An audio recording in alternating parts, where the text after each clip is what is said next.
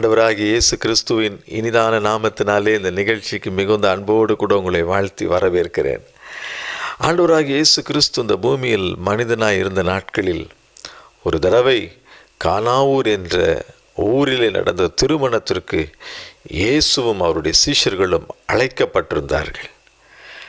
திருமண வீட்டிற்கு வந்திருந்த இயேசு கிறிஸ்துவும் அவருடைய சீஷர்களும் அங்கு இருந்த பொழுது இயேசுவின் தாயாகிய மரியாள் இயேசுவிடம் வந்து சொல்லுகிறார்கள், இந்த இடத்திலே ஒரு குறிப்பிட்ட காரியம் இந்த திருமண வீட்டிலே குறைவு உண்டாயிருக்கிறது என்று சொல்லி ஆண்டவராகிய இயேசு கிறிஸ்துவின் தாயார் அந்த பந்தி வைக்கிற மக்களிடம் சொன்னார், இயேசுவை காண்பித்து இவர் என்ன சொல்லுகிறாரோ அதன்படி செய்யுங்கள் என்று சொல்லி. அப்பொழுது ஆண்டவராகிய இயேசு கிறிஸ்து அங்கே என்ன குறைவு என்று சொல்லும் பொழுது, பொதுவாக யூதர்கள் திருமணத்திற்கென்று சொல்லி திராட்சரசம் பரிமாறுவது அவர்களுடைய வழக்கம். அங்கோ திராட்சரசம் குறைவுபட்டது. அப்பொழுது இயேசு அந்த மக்களை பார்த்து என்ன செய்தார், யூதர்கள் தங்களை சுத்திகரிப்பதற்கென்று வைக்கப்பட்டிருந்த அந்த தண்ணீரை மொண்டு நீங்கள் பந்தியிலே கொண்டு போய் சேருங்கள் என்று சொன்னார். அதை பரிமாறியவர்களுக்கு தான் தெரியும் இந்த தண்ணீர் எங்கிருந்து வந்தது என்று சொல்லி. அப்பொழுது பந்தி விசாரிப்புக்காரன் வந்து கேட்கிறார்,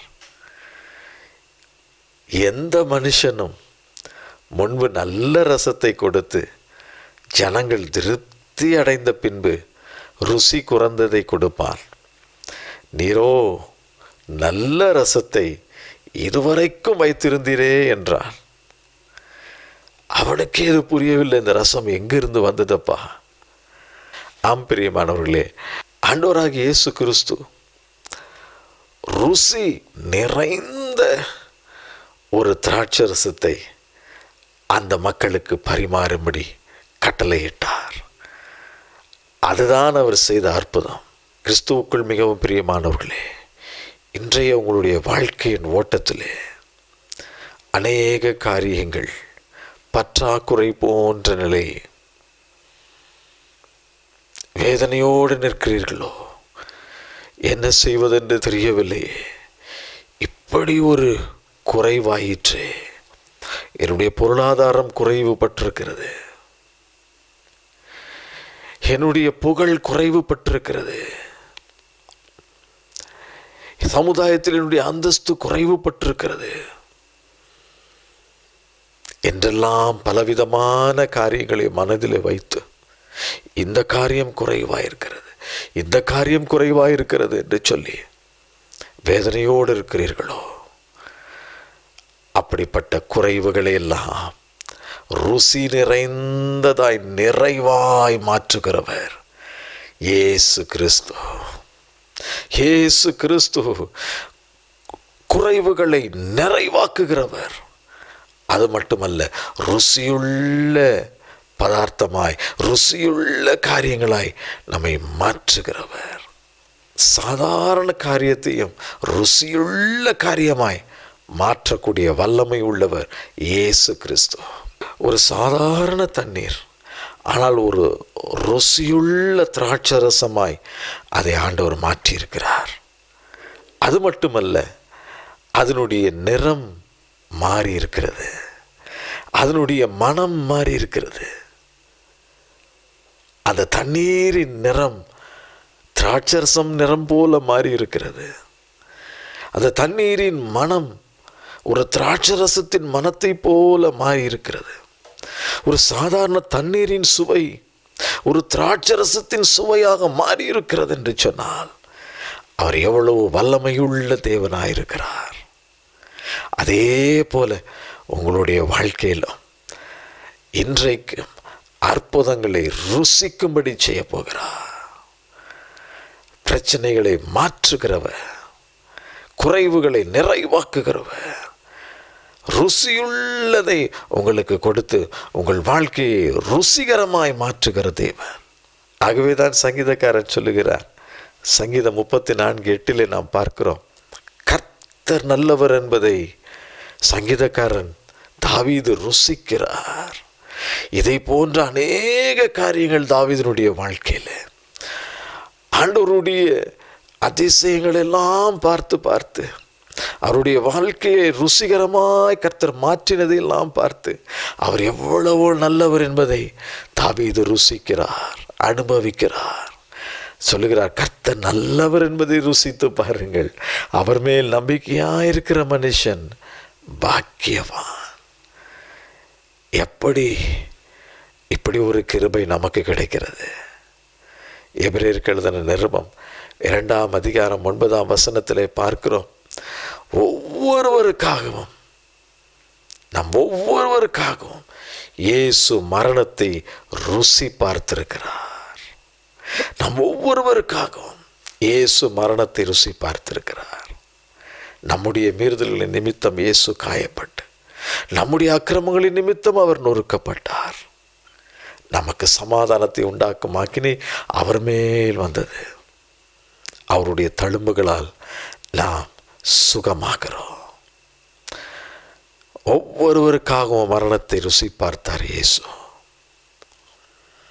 பாவத்தின் நிமித்தம் மனிதன் இழந்து போன நிம்மதியை அவனுக்கு கொடுத்து அவன் வாழ்வை ருசியுள்ளதாக மாற்றினார் இயேசு. மனிதனுடைய வாழ்க்கையிலே பாவம் உட்பிரவேசித்த பொழுது அவன் தேவன் கொடுத்திருந்த சமாதானத்தை அவன் இழந்து போகிறான். தேவன் கொடுத்திருந்த நிம்மதியை இழந்து போகிறான். ஆனால் அவற்றை திரும்ப அவனுக்கு கொடுத்து அவன் வாழ்க்கையை ருசியுள்ளதாய் மாற்றியிருக்கிறார். கானாவூர் திருமணத்திலே தண்ணீரை ருசியுள்ள திராட்சரசமாய் மாற்றினாண்டவர். இன்றைக்கு உங்களுடைய வாழ்க்கையிலும் எந்தெந்த காரியங்கள் குறைவுபட்டிருக்கிறதோ அந்தந்த காரியங்களை ருசியுள்ளதாய் மாற்றுவார், விலை உயர்ந்ததாய் மாற்றுவார், உன்னதமான ஸ்தலத்திலே உங்களை கொண்டு போய் வைப்பார். அடுத்து பரிசுத்த வேதாகமத்திலே யாத்ராமங்களின் புஸ்தகத்திலே தேவன் தம்முடைய ஜனங்களை எகிப்தின் அடிமைத்தனத்திலிருந்து மீட்டெடுத்து பாலும் தேனும் ஓடுகிற கானானுக்குள் வழி நடத்தின பொழுது அங்கே செங்கடலை தேவன் இரண்டாய் பிளந்தார். அதன் வழியாய் தன்னுடைய ஜனங்களை அழைத்து கொண்டு மறுபக்கம் வருகிறார்கள். 2 நாட்கள் அவர்கள் தொடர்ந்து பிரயாணம் பண்ணுகிறார்கள். அதன் பிறகு அவர்கள் மாரா என்ற ஒரு இடத்திற்கு வருகிறார்கள். யாத்ராமங்களின் புஸ்தகம் 15ஆம் அதிகாரத்திலே 22 முதல் 25 வரை உள்ள வசனங்களிலே வேதம் இப்படியாய் சொல்லுகிறது. பின்பு மோசே இஸ்ரவேல் ஜனங்களை சிமந்திர சமுத்திரத்திலிருந்து பிரயாணப்படுத்தினான். அவர்கள் சூர் வனாந்திரத்துக்கு புறப்பட்டு போய் 3 நாள் வனாந்திரத்தில் தண்ணீர் கிடையாமல் நடந்தார்கள். அவர்கள் மாராவிலே வந்தபோது மாராவின் தண்ணீர் கசப்பாய் இருந்ததினால் அதை குடிக்க அவர்களுக்கு கூடாதிருந்தது. அதனால் அவ்விடத்திற்கு மாரா என்று பெயரிடப்பட்டது. அப்பொழுது ஜனங்கள் மோசேக்கு விரோதமாய் முறுமுறுத்து எண்ணத்தை குடிப்போம் என்றார்கள். மோசே கர்த்தரை நோக்கி கூப்பிட்டான். அப்பொழுது கர்த்தர் மோசேக்கு ஒரு மரத்தை காண்பித்தார். அதை அவன் தண்ணீரில் போட்டவுடனே அது மதுரமான தண்ணீராயிற்று. வனாந்திரத்தில் தேவன் நடத்தின பொழுது வேதத்தில் நாம் பார்க்கிறோம், சூர் வனாந்திரத்துக்கு புறப்பட்டு போய் 3 நாள் வனாந்திரத்தில் தண்ணீர் கிடைக்காமல் நடந்தே சென்றிருக்கிறார்கள்.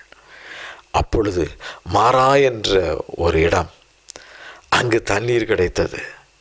ஆசையாய் போய் பருகலாம், 3 நாட்கள் தண்ணீர் இல்லாமல் வனாந்திரத்தில் நடந்திருக்கிறோமே என்று சொல்லி அந்த தண்ணீரை பருக போகும் பொழுது அந்த மாராவின் தண்ணீர் கசப்பாய் இருந்தது. தாகத்தோடு இருந்த தேவ ஜனங்களுக்கு அந்த தண்ணீர் மிகுந்த கசப்பை கொடுத்தது. ஜனங்கள் மோசையை நோக்கி பார்க்கிறார்கள். மோசே தேவனை நோக்கி பார்க்கிறார். அப்பொழுது தேவனுடைய வார்த்தை மோசேக்கு உருவாகிறது. அவர் ஒரு மரத்தை காண்பித்து அதை தூக்கி அதிலே போடு என்று சொல்லுகிறார்.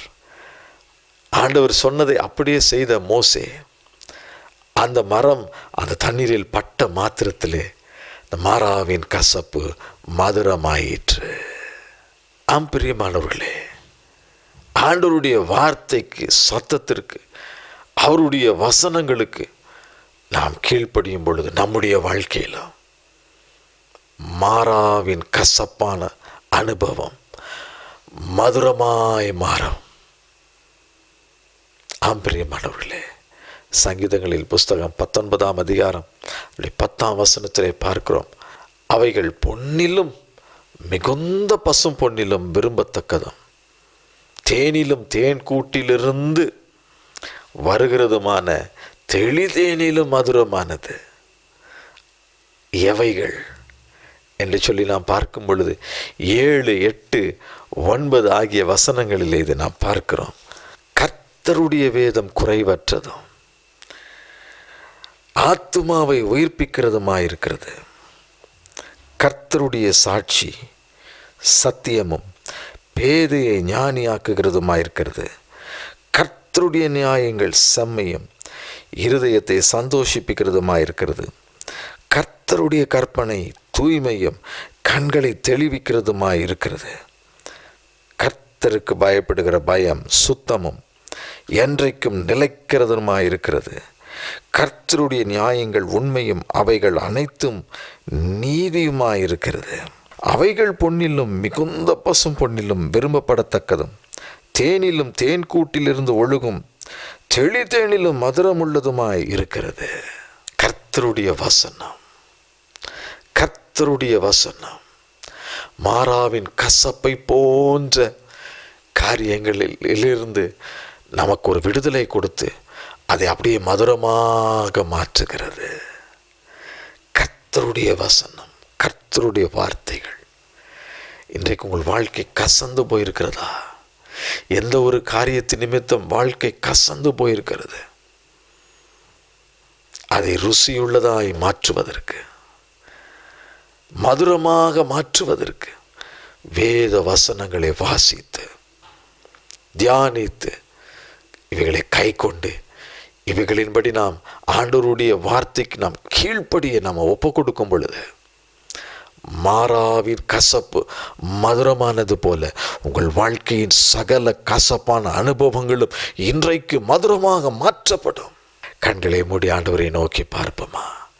கர்த்தாவே, ருசி குறைந்ததை ஒன்றுமில்லாமலிருந்து உருவாக்கி அதிக ருசியுள்ளதாய் மாற்றுகிற கர்த்தர், ஆண்டவரே, நம்முடைய பிள்ளைகளுடைய வாழ்க்கையில் என்னென்ன காரியங்கள் பற்றாக்குறையில் இருக்கிறதோ, தேவையில் இருக்கிறார்களோ, கஷ்டத்தின் மத்தியிலே வேதனையோடு ஓடிக்கொண்டிருக்கிறார்களோ, அந்தந்த காரியங்களிலே கர்த்தர் ஒரு அற்புதத்தை செய்து அதை அவர்களுக்கு ருசியுள்ள ஒரு காரியமாய் மாற்றுங்கப்பா. பாவத்தின் நிமித்தம் வாழ்க்கையில் இழந்து போன எல்லா காரியங்களையும் திரும்ப கட்டளையிடுங்கப்பா. வாழ்க்கையை ருசிகரமாய் கர்த்தர் நீர் மாற்றுவீராக. அப்படி ரத்தத்தினால் கழுவி சுத்திகரிப்பீராக. இந்த நாள் முதல் ஆண்டவரே, வாழ்க்கையின் ஒவ்வொரு பகுதியிலும் ஆண்டவரே கர்த்தர் நல்லவர் என்பதை அவர்களை ருசிக்கும்படி செய்யுங்கப்பா. அதே போல மாறாவின் கசப்பை போன்ற ஆண்டவரே வாழ்க்கையின் ஓட்ட பாதை இருக்கிறதே, என்ன செய்வேன் என்று சொல்லி தட்டுமாறி இருக்கிற நம்முடைய பிள்ளைகளுக்கு கர்த்தர் மனம் இறங்கும்படியாக செபிக்கிறேன். இந்த நாள் முதல் ஆண்டவரே நம்முடைய வார்த்தைகளுக்கு கீழ்ப்படிந்து நம்முடைய வசனங்களை வாசித்து தியானித்து அவைகளை கை கொள்ளும் பொழுது ஆண்டவரே மாறாவின் தண்ணீரை மதுரமாக்கின கர்த்தர் நம்முடைய பிள்ளைகளுடைய வாழ்க்கையிலும் காணப்படுகின்ற எல்லா கசப்புகளையும் கர்த்தர் மாற்றி மதுரமாக்கி போடும்படியாக செபிக்கிறேன். என்னென்ன காரியங்கள் வாழ்க்கையில கசந்து போயிருக்கிறதோ அந்த அனுபவத்திலிருந்து இயேசு கிறிஸ்துவின் நாமத்தினாலே இன்றைக்கு ஒரு விடுதலை உண்டாகட்டும் அப்பா. ஆண்டவரே, கசப்பை மதுரமாகி மாற்றுவீராக.